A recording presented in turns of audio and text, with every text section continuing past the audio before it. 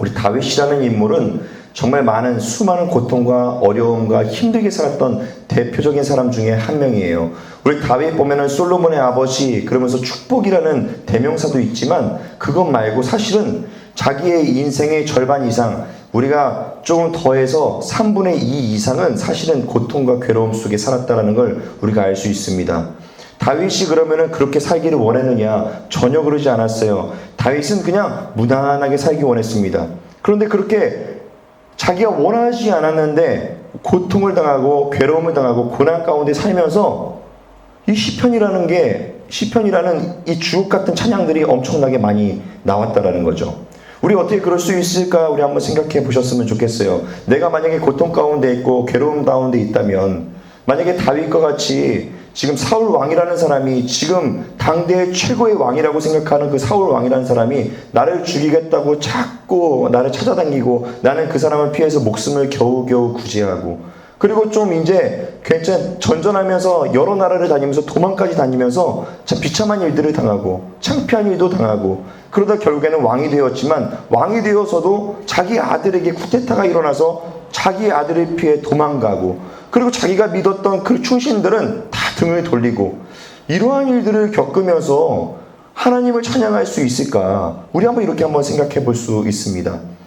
왜냐하면 나라면 그럴 수 있을까라는 생각을 해야 된다는 것이죠.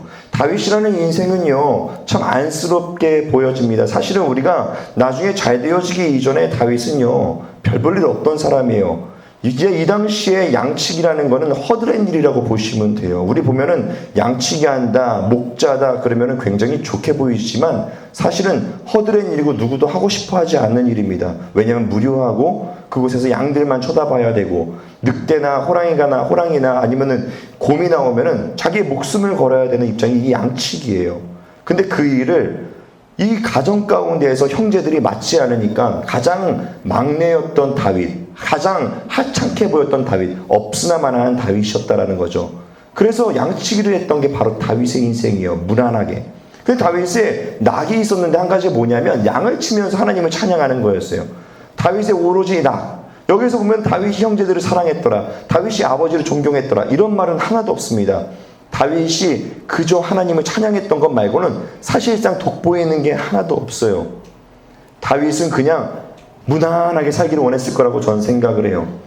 다윗은 그냥 자기의 인생 가운데에서 자기를 가장 지금 그냥 무가치하게 사람들이 여기는데, 그때 왕으로서 꿈을 꿨을 거라는 생각을 안 합니다. 자기가 위대한 사람이 될 거라는 생각을 분명히 안 했을 거라고 생각이 되어져요. 그렇기 때문에 다윗의 인생을 우리가 유추해 보면은 다윗은 그냥 무난하게 하나님을 찬양하면서 그냥 하나님 안에서 평안하게 살아가는 게 자기의 그냥 인생이구나라고 생각할 수도 있었을 것이라는 거죠. 하나님의 계획은 어떨지 모르겠지만 내가 지금 생각하는 내 모습은 분명히 나는 무난할 거야, 나는 평범할 거야 라고 생각했을 게 분명하다라는 거죠. 근데 원하지 않는 일들이 자꾸 생겨요. 자기는 으뜸이 되려고 한 적이 한 번도 없습니다. 하나님의 이름을, 내가 찬양하는 하나님을 높였던 것 뿐인데 자꾸 나를 죽이겠다고 따라와요. 내가 그냥 찬양했던 하나님을 나는 그냥 높이고 찬양했고 그렇게 살았던 것 뿐인데 자꾸 나를 왕으로 세운다고 해요. 어렵다라는 거죠. 근데 다윗은요, 자기의 직분이 바뀌어도, 자기의 가치가 좀 바뀌어도, 사람들이 볼 때 양치기였건 사람들이 볼 때 왕이었건 다윗은 그냥 똑같았다라는 걸 성경을 통해서 볼 수 있습니다. 왜 시편을 통해서 고난 가운데 하나님을 찬양할 수 있었을까? 다윗은요, 어려울 때도, 아니면 좋을 때도, 아니면 왕이 되었을 때도, 아니면 양치기일 때도, 자기가 무가치하게 여겨질 때도, 아니면 꼭 필요한 사람을 여겨질 때도 다윗은 그냥 하나님을 찬양했다라는 걸 우리 시편을 통해서 볼 수가 있습니다. 오늘 말씀드리는 이 시편 139편은요, 이런 시편입니다. 모든 시편 중에 왕관이라고 불리는 그러한 시편이에요. 왜 그러냐? 시편 139편이 다윗의 기초적인 마음이기 때문에 그래요. 다윗의 이 찬양을 하기 위해서 다윗이 가지고 있었던 마음, 이 마음 때문에, 이 기준 때문에 다윗은요, 시편을 150편 가운데에서 굉장히 많은 시편을 써냈다라는 거 우리는 볼 수가 있습니다. 우리 1절 말씀 한번 같이 읽어보겠습니다. 여호와여, 주께서 나를 살펴보셨으므로 나를 아시나이다. 아멘. 우리 성경에서요, 하나님이여 라고 부르는 게 있고 여호와여 부르는 게 있어요. 하나님이여 라고 부르짖는 거는요, 하나님의 도우심을 구하는 기도예요. 하나님, 하나님의 능력이 내게 필요합니다. 하나님 도와주십시오 라고 하는 게 하나님이여 라고 기록해요. 근데 여호와여 기록할 때는 하나님의 능력 이상의 것을 구할 때입니다. 뭐냐 하면 여호와여 하나님의 약속을 지켜주시옵소서. 하나님은 이러신 분이십니다. 하나님은 나를 사랑하는 분입니다 라고 고백할 때 불리우는 게 바로 여호와여예요. 근데 여기에서 보면요, 여호와여 나를 살펴보시고 여호와는 나를 아십니다 라고 얘기를 해요. 이 살펴보고 나를 안다라는 건요, 이거는 우리가 볼 때 이렇게 살펴보고 저 사람은 저렇구나, 저 친구는 저런 어려움이 있구나, 이런 수준을 얘기하는 게 아니에요. 뭐냐면 우리가 흔히 알 수 있는 저 내면에 있는 것까지도 속속히 알아서 보고 아신다, 이걸 말씀드리는 거예요. 우리 1848년도에요 캘리포니아주에서 금괴가 막 발견됐어요. 금들이 발견되면서 그때부터 막 골드러시라는 게 일어났습니다. 그 당시부터 한 30년가량 이 미국 서부에서는 골드러시가 일어났어요. 왜냐하면 이 캘리포니아 주에만 있는 게 아니라 그 서부 지역에 이 골드가 많았다라는 거죠. 그래서 사람들이요 막 몰려들기 시작했습니다. 근데 만약에 이 골드러시라는 거, 이 골드러시가 일어나서 만약에 우리 김포 땅에 오늘 금이 발견됐어요. 그래서 사람들이 막 몰려가죠. 가실 겁니까? 다 갈 거예요. 저 같아도 갈 거예요. 근데 중요한 건요, 사람들이 이 금을 알아내지 못한다는 거예요. 왜냐하면 이거를 볼 줄 아는 눈들이 없다라는 거예요. 99% 이상의 사람들은요, 이 금을 발견할 수 있는 능력이 없대요. 왜냐하면 그 당시에도 많은 사람들이 가서 금을 발견하는 사람들은 아주 소수의 사람들이지, 아무리 많이 몰려가도 다 돌멩이인 줄 알고 그냥 버린다라는 거죠. 왜냐하면 금이라는 거는 돌멩이를 주워다가 우선은 다 잘게 부수고, 그 다음에 이 다름질을 하는데 계속 이 용광로 속에다가 10번 뿐만 아니라 20번 이상을 들어갔다 나갔다 하면서 조금 채취되는 게 금이라고 얘기해요. 그렇기 때문에 그 안에 이 돌멩이 속에 금이 있는지 없는지 그냥 부숴서도 모르고, 불 속에 들어갔다 나왔다 해야지 발견할 수 있는 게 이 금이라는 거죠. 그렇기 때문에 골드러시가 일어나도 사람들은 그거를 취해서 갈 수가 없다라고 합니다. 그 가치를 또한 이끌어낼 수가 없다라고 해요. 하나님께서 살펴보시고 아신다라는 거는요, 그 안에 다름질을 안 해도 하나님은 그 안에 금이 얼마나 있는지, 불순물이 얼마나 있는지, 다시 얘기하자면 우리 마음이 아픈지, 나는 괜찮다고 하지만 슬픈지, 나는 지금 행복하다고 하지만 나는 괴로운지, 하나님은 이걸 살펴보아 아신다라는 게 이 뜻이에요. 어원의 말씀은 바로 그런 뜻입니다. 살펴보아 아신다.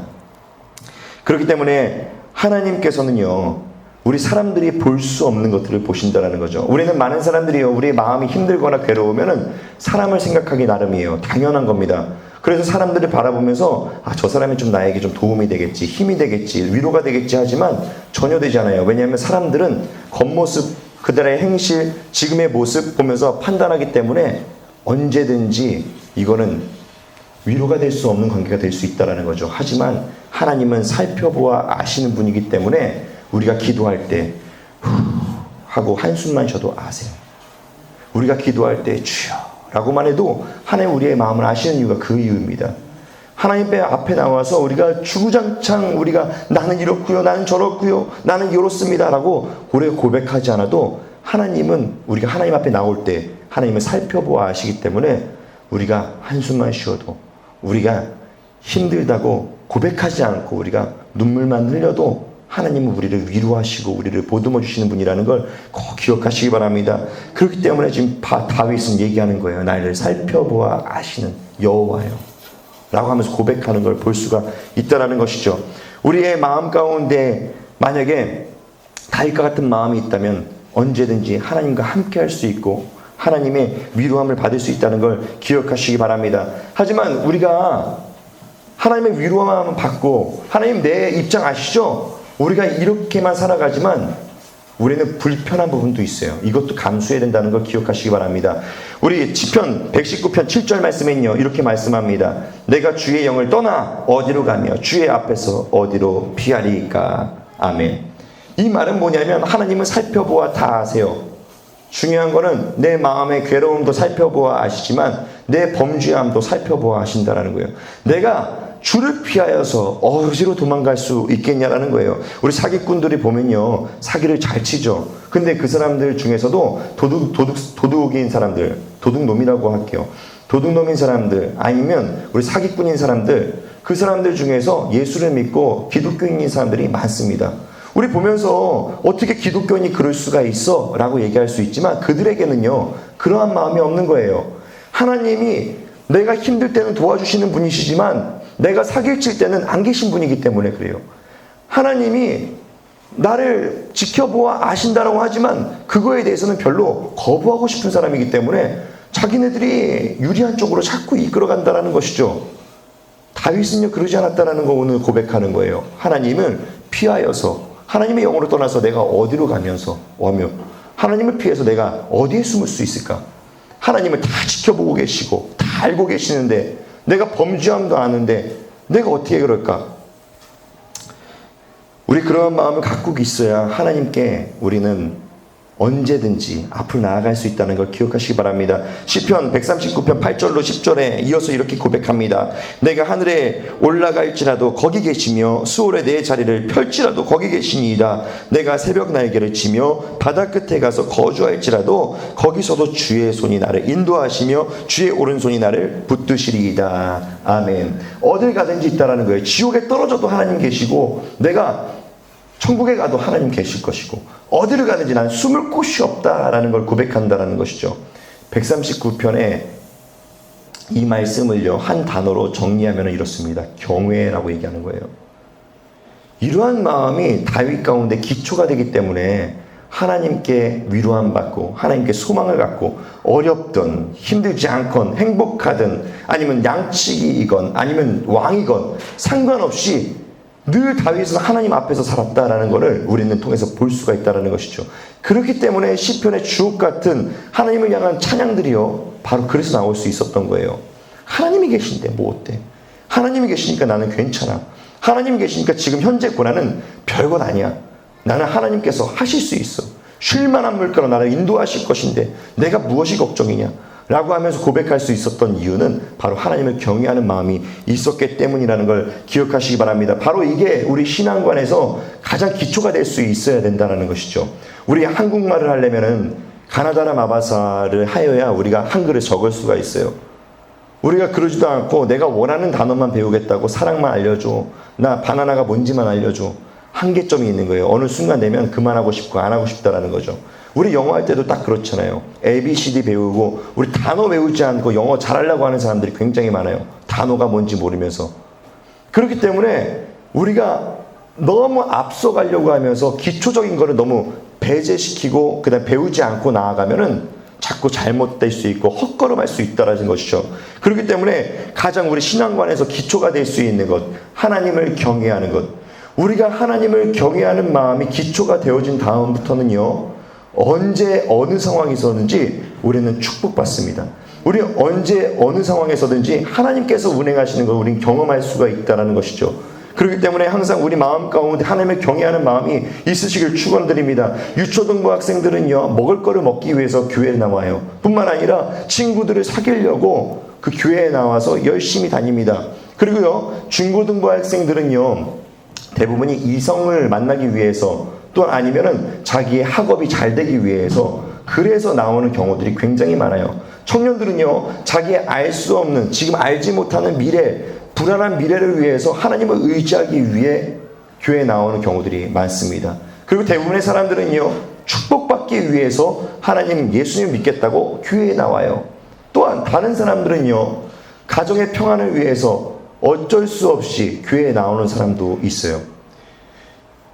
여기에 모두 속한 사람들은요, 어느 곳에든지 속한 사람은 언제든지 하나님을 버릴 수가 있어요.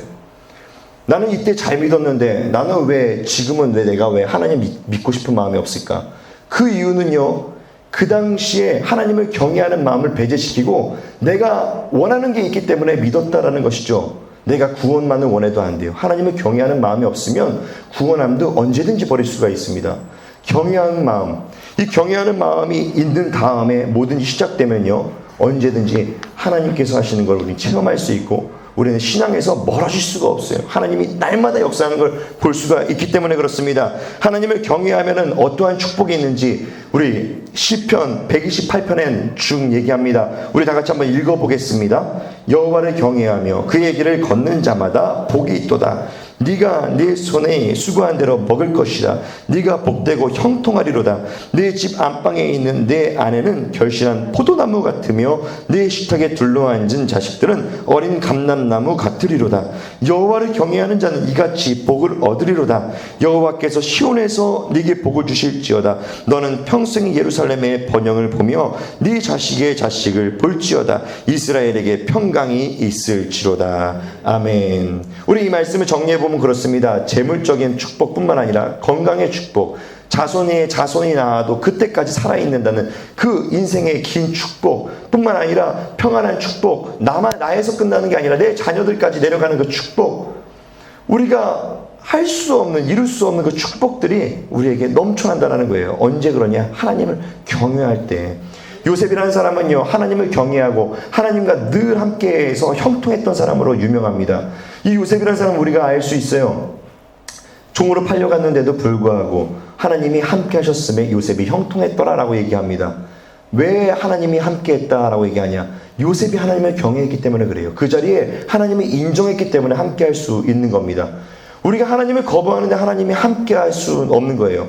우리가 하나님을 인정하면 하나님은 우리와 함께 하십니다. 감옥에 억울하게 갇혔어요. 근데 그때도 하나님과 함께 했음에 요셉이 형통했다라고 또 말씀해요.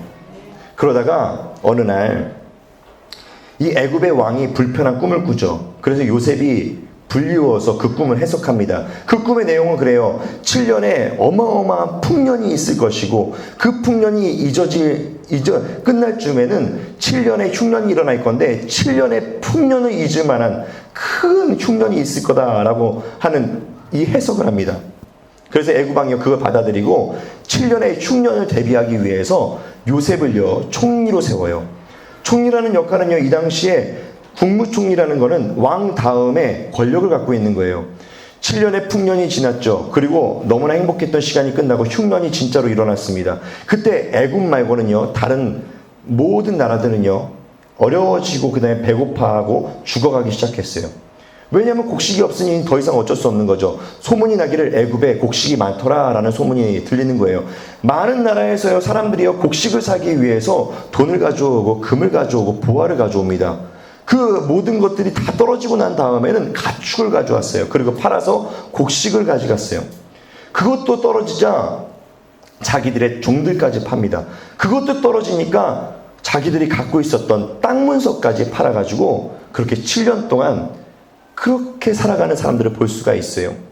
요셉으로 인해서 7년의 흉년이 끝난 다음에 애굽이란 나라는요, 거대한 나라가 됩니다. 그리고 애굽이란 나라는 땅의 범위도 커지고 그 다음에 그들이 갖고 있는 모든 것들이 다 풍족해졌어요. 위대한 나라가 된 거죠. 요셉은요, 자기가 이룬 자기의 영웅으로서 취급받는 그 애굽에 자기의 민족을 꾸립니다. 이스라엘이요, 애굽 가운데에서 사는 거예요. 그래서 그 안에서 잘 살아가고 있는데 사람은요, 시간이 지나면 다 잊혀지기 나름이에요. 시간이 지나니까 당연히 요셉이 죽고, 시간이 더 지나니까 많은 사람들이 요셉을 잊습니다. 시간이 더 지나서 보니까 왕까지도 요셉이라는 존재를 몰라요. 그때 왕이요, 고민합니다. 왜 우리 땅에 이스라엘 백성이 우리만큼이나 많고 그리고 저렇게 강한 사람들이 왜 이렇게 많은 거야? 라고 고민하는 거죠. 그리고 나서 염려합니다. 만약에 전쟁이 일어나면 저들 때문에 우리가 어려울 수 있겠다라고 염려하는 걸 볼 수가 있어요. 그때 왕이요, 결정합니다. 어떤 결정하냐면 노역을 쉬지 않게 하고 노역을 심하게 해서, 그래가 저들이 아이를 더 이상 못 낳게 하자, 아이를 낳을 시간도 없도록 노역을 과하게 하자라고 얘기하는 거죠. 근데 희한한 일이 일어납니다. 노역이 심하면 심할수록 아이들이 더 많이 태어나요. 그래서 보다 못한 왕이요, 또 결정합니다. 그리고 나서 결정하기를 이대로는 안 되겠다. 노역 때문에, 노역이 심해도 저들이 계속 번창하니까 산파들을 불러라. 그리고 산파들을 불러다가 얘기하기를 유대인의 그 히브리 여인들이 해산할 때, 너희들이 도와줄 때 아들이어든 죽이고 딸이어든 살려라 라고 얘기하는 거 볼 수 있어요. 그때 산파들이요, 돌아갑니다. 돌아가서 그대로 왕의 명령대로 하는 것이 아니라 하나님을 두려워하여 왕의 명령을 어기고 아이들을 살렸다라고 성경은 말씀해요.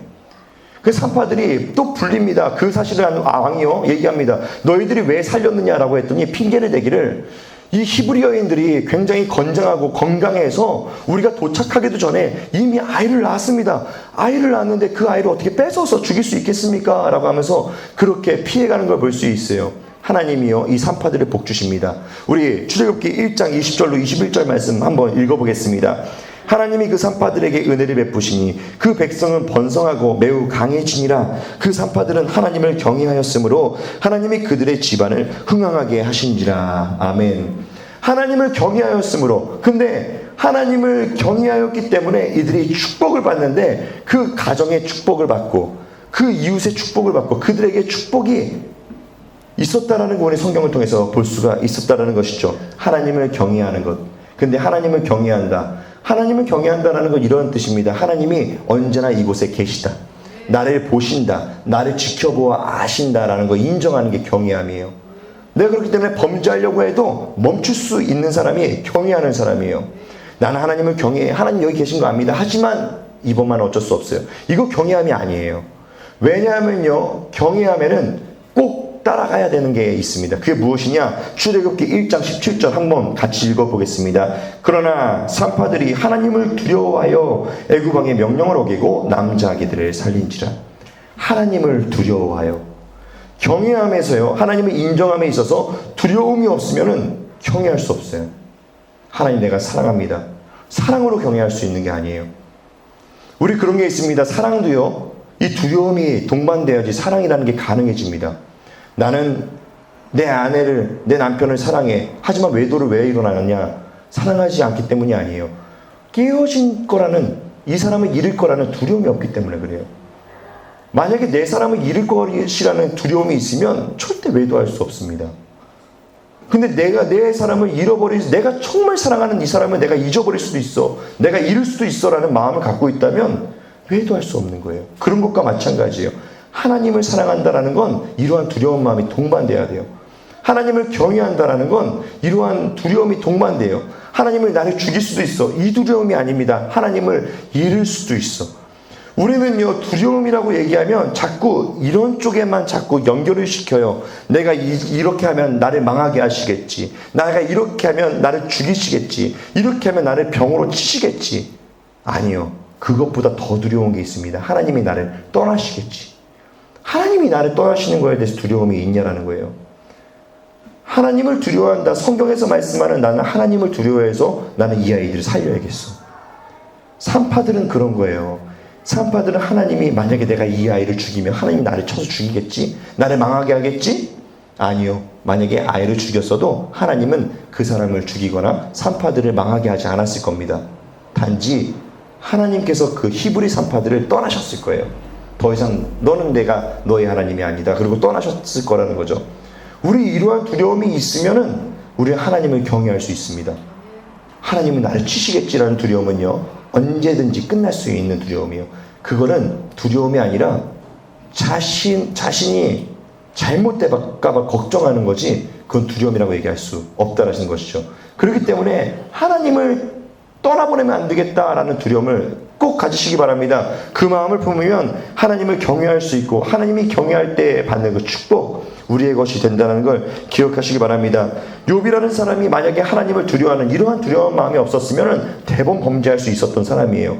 왜냐하면 자기가 여태까지 평생을 통해서 일구었던 그 사업이 망했어요. 그리고 자기네 너무 사랑했던 10명의 자녀들이 한순간에 다 죽었습니다. 그리고 자기가 늘 평생을 의지하고 살겠다고 했던 그 아내는요, 자신을 저주하고 떠나갔어요. 뿐만 아니라 자기가 너무나 겪지 말아야 될 그 고통스러운 질병에서 너무나 매일마다 괴로움을 당하는 거예요. 저 같았으면, 웬만한 사람이라면 다 하나님을 원망했을 거라는 것이죠. 근데 욥이 그렇지 않았다는 걸 성경을 통해서 말씀합니다. 욥기서 2장 9절로 10절 말씀에 그의 아내가 그에게 이르되 당신이 그래도 자기의 온전함을 굳게 지키느냐? 하나님을 욕하고 죽으라. 그가 이르되 그대의 말이 한 어리석은 여자의 말 같도다. 우리가 하나님께 복을 받았은즉 화도 받지 아니하겠느냐 하고 이 모든 일에 욥이 입술로 범죄하지 아니하니라. 아멘. 지금 욕창이 나가지고 다 죽을 것 같은데 이 상황이에요. 냄새가 나고 자기는 너무나 괴로워서 죽고 싶은데 지금 얘기하는 게 뭐냐면 아내는 얘기합니다. 그냥 욕하고 그냥 죽어라. 뭐 하나님한테 잘 보이겠다고 뭘 그렇게 얘기하느냐. 만약에 하나님을 두려워하는 마음이 나를 죽이면 어쩌지? 이러한 마음이었다면 욥은요 그냥 죽었을 거예요. 내가 지옥밖에 더 가겠나. 그리고 죽었을 거예요. 근데 욥은 그렇지 않았다는 걸 우리는 성경을 통해서 볼 수 있는 겁니다. 우리가 흔히들 보면은요 욥의 아내가 현명하게 보여요. 왜냐하면은 그냥 그래 뭐 그렇게 고통을 당해 어차피 죽을 것 같은데 그냥 욕하고 하나님께 저주받아 죽던지 그냥 차라리 그게 낫지 뭐 하나님을 바라나. 이게 현명해 보일 수 있습니다. 하지만 욥은 그러지 않았던 이유가 있다는 것이죠. 하나님께서는 욥을 지금도 지켜보고 계시고 그리고 아신다라는 걸 욥도 인정했던 사람이라는 걸 우린 볼 수가 있다는 거예요.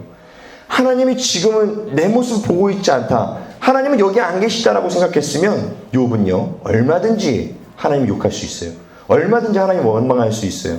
근데 욥은 지금 이 순간에도 하나님이 보고 계시다라는 걸 알기 때문에 욥은 범죄할 수 없는 거예요. 우리 그거 있잖아요.